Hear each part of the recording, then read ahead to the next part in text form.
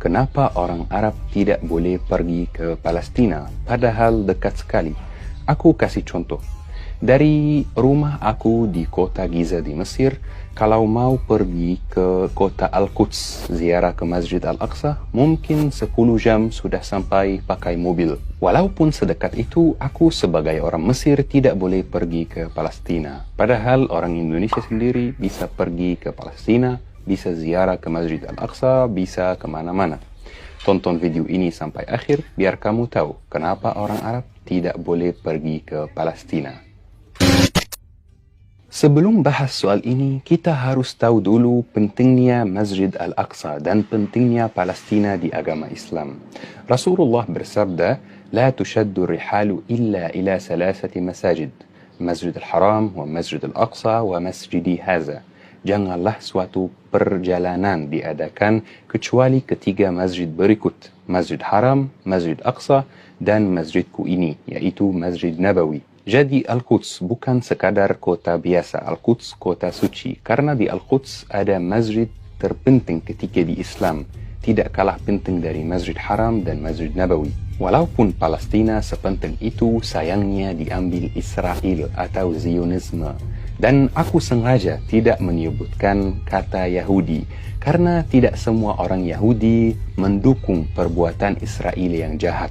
Kalau kamu tidak memahami apa perbedaan antara Zionisme dan Yahudi, nanti aku jelaskan di video lain. Jadi sekarang kondisinya begini, Palestina dijajah Israel, dan Palestina tetap dekat dari negara Arab yang lain. Tapi kok orang Arab tidak bisa pergi ke Palestina? Sebenarnya alasan kenapa orang Arab tidak bisa pergi ke Palestina adalah kebijakan dari pemerintah negara Arab masing-masing. Pemerintah negara Arab melarang warganya untuk pergi atau berziarah ke Masjid Al-Aqsa. Misalnya pemerintah Mesir melarang warganya pergi ke Palestina. Pemerintah Arab Saudi melarang warganya berziarah ke Masjid Al-Aqsa. Karena kalau kamu mau pergi ke Palestina, kamu harus pergi dan mendaftar visa dulu di kedutaan Israel di Mesir atau Yordania. Pendaftaran visa tersebut hal yang sangat tidak enak bagi saudara kita di Palestina dan menyinggung hati mereka. Mereka tidak suka kalau ada orang Muslim berziarah ke Masjid Al-Aqsa. Aku kasih contoh biar lebih jelas kenapa mereka tidak senang kalau ada yang mendaftar visa Israel. Fully WNA kan? Fully kalau mau melakukan perjalanan ke Indonesia, Fully harus pergi dulu ke kedutaan Indonesia di Republik Arab Mesir. Kenapa? Karena Fully mau mendaftar visa, atau dengan kata lain, Fully mau meminta izin pemerintah Indonesia untuk masuk wilayah Indonesia. Kenapa Fully melakukan itu? Karena Fully percaya bahwa kedutaan Indonesia di Mesir adalah pihak resmi yang mewakili pemerintah Indonesia. Karena Fully percaya juga bahwa pemerintah Indonesia adalah pihak yang dipilih rakyat Indonesia untuk mewakili rakyat Indonesia, untuk menjalankan urusan warga Indonesia. Jadi dengan mendaftar visa atau izin masuk Indonesia, aku secara langsung mengakui kekuasaan pemerintah Indonesia atas wilayah Indonesia. Coba pakai contoh tersebut dalam kondisi Israel dan Palestina. Dengan mendaftar visa Israel, kamu mengakui bahwa Israel mempunyai kekuasaan atas wilayah Palestina dan Masjid Al-Aqsa. Padahal ini bukan milik mereka dan ini bukan hak mereka. Dengan berwisata ke Israel, kamu mengakui keberadaan Israel di wilayah Palestina. Padahal ini bukan tempat mereka. Mereka adalah penjajah, seperti Belanda di Indonesia dulu, dan Inggris di Mesir, Perancis di Aljazair, penjajah yang suka merusakkan negara orang, penjajah yang suatu hari akan punah.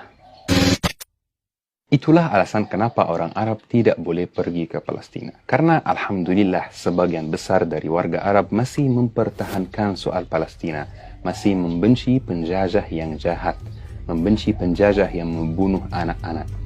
Walaupun baru-baru ini ada beberapa pemerintah Arab yang normalisasi hubungan diplomatik dengan Israel. Aku yakin ada yang akan bertanya, kok bisa Fully kita tidak mengunjungi saudara kita di Palestina? Kita tinggalkan mereka sendiri. Kita tidak berziarah ke Masjid Al-Aqsa. Untuk menjawab pertanyaan ini, aku mau sampaikan satu hal yang sangat penting. Kamu tahu kalau ada orang Muslim berziarah ke Masjid Al-Aqsa, dia merupakan keuntungan yang besar sekali untuk Israel. Karena Israel bisa menunjukkan dia ke seluruh dunia dan mengatakan, lihat, kita suka damai, kita tidak benci siapapun. Buktinya kita memperbolehkan orang Muslim berziarah ke Masjid Al-Aqsa. Padahal mereka tidak suka damai, mereka benci kita. Jangan bantu pemerintah Israel mempromosikan Israel. Kalau kamu benar-benar ingin mendukung dan membantu saudara kita di Palestina, pilih cara yang tepat, efektif dan bermanfaat untuk mereka. Alhamdulillah, saya bersyukur ada Indonesia. Indonesia membangun rumah sakit Indonesia di Gaza, di Palestina, dan kirim dokter-dokter di sana. Dan memberi pemuda Palestina beasiswa di universitas ternama untuk melanjutkan studinya. Dan orang Indonesia sendiri sangat menyayangi dan mendukung warga Palestina. Tinggal satu hal yang aku ingin sampaikan kepada teman-teman. Ada cara yang jauh lebih efektif untuk membantu Palestina, yaitu mengingatkan generasi muda dengan Palestina, berbicara dengan mereka tentang Palestina, berbicara dengan mereka tentang kejahatan Israel di Palestina, meyakinkan mereka bahwa Israel itu penjajah yang suatu hari akan punah dan Palestina akan dibebaskan.